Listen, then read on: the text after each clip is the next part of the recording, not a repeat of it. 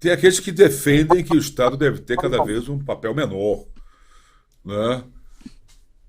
Outros não. Quer dizer, dentro disso que a gente está discutindo, que vocês acreditam?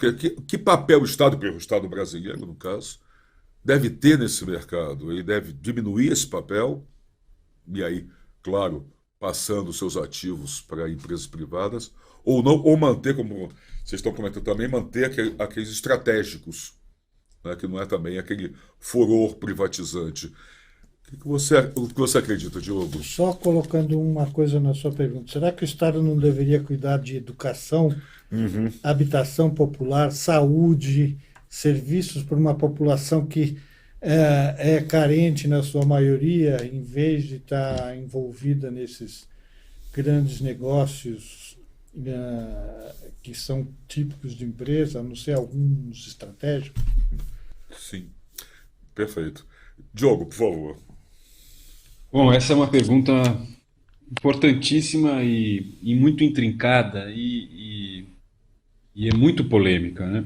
Eu entendo que o Estado precisa se ocupar de saúde, de educação, de habitação, mas eu devo dizer também, Serrano, que em país desenvolvido nenhum país da OCDE, nenhum país industrializado rico chegou aonde chegou sem ter contado com uma participação muito ativa do Estado em muitos setores, em muitos campos da economia, de forma tal que é equivocado, no meu ver, e um tanto ingênuo achar que o papel do Estado pode ser de algum jeito comparado ao papel dos mercados do desenvolvimento econômico. São coisas que não necessariamente se excluem. E o que eu devo dizer é o seguinte: o papel do Estado é, entre outros muito importantes, um papel de promover coordenação público-privada.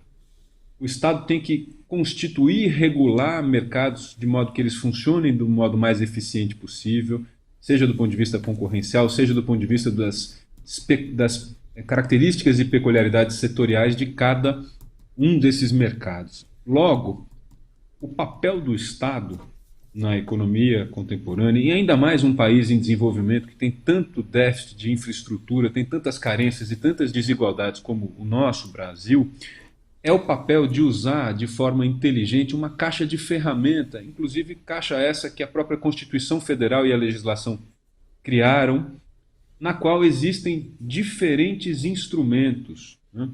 O instrumento do planejamento econômico, o instrumento da regulação, o instrumento das políticas públicas, o instrumento da empresa estatal, o instrumento da privatização. Mesmo quando a gente privatiza, isso depende do Estado. O desenvolvimento econômico depende do Estado. Isto não quer dizer que necessariamente eu estou defendendo aqui uma visão tacanha em que não há lugar para o mercado. Nós vivemos numa sociedade governada, né, por um regime misto, Estado e mercado. É ilusório, é contraproducente, é ruim trabalhar com essa dicotomia ou como se menos mercado significasse necessariamente mais Estado e vice-versa, porque são papéis que não necessariamente, com algumas exceções, se sobrepõem. O papel do Estado é inegável como coordenador de um processo de desenvolvimento econômico, como indutor do desenvolvimento econômico, e isso vai mais além de saúde, educação e habitação, né? O papel do Estado na indústria é central, o papel do Estado nos serviços é central, o papel do Estado na inovação é central, o papel do Estado na proteção do meio ambiente é central, o papel do Estado na redução da desigualdade é absolutamente central. O mercado não faz nada disso sozinho. O mercado não faz nada disso sozinho. Aliás, o mercado não tem condições de regular a si mesmo adequadamente. E, mais do que isso, não existe capitalismo sem Estado, né? A ideia de que o capitalismo funciona com um Estado exógeno é uma falácia. De novo, isso não quer dizer que o Estado tem que fazer tudo, que o Estado tem que ser autoritário, que o Estado tem que ser repressor dos espaços nos quais o mercado funciona bem ou pode funcionar melhor do que a ação governamental. A inteligência do Estado pressupõe, entre outras tantas coisas, a capacidade de analisar onde ele, Estado, deve atuar e onde ele não precisa atuar. Só que para isso tem que ter clareza, tem que ter discernimento e tem que deixar um pouco certas ideologias de lado. Então, eu sou alguém, para resumir o ponto, que acredita que num regime democrático há um papel absolutamente central para o Estado no desenvolvimento econômico, sem que isso se traduza em estatismo e em autoritarismo e falta de transparência. Perfeito, Diogo. Obrigado. Queria trazer para o Eduardo. Eduardo, o Eduardo comentou, perdão, o Diogo comentou duas frases, duas expressões. A caixa de ferramentas que nós temos aí, que o Estado tem na mão, e o papel do Estado, que é constituir relações público-privadas. Esse Estado tem conseguido fazer isso? Tem sabido mexer nessa caixa de ferramentas e tem constituído essas relações ultimamente, nos últimos anos? Para aproveitar Não, a colocação aí. acho que não. Em algumas áreas sim, em outras áreas não, eu acho, né? Assim, mas primeiro eu queria dizer assim que eu concordo 100%, absolutamente 100% com o que o professor Diogo falou. 100%, né?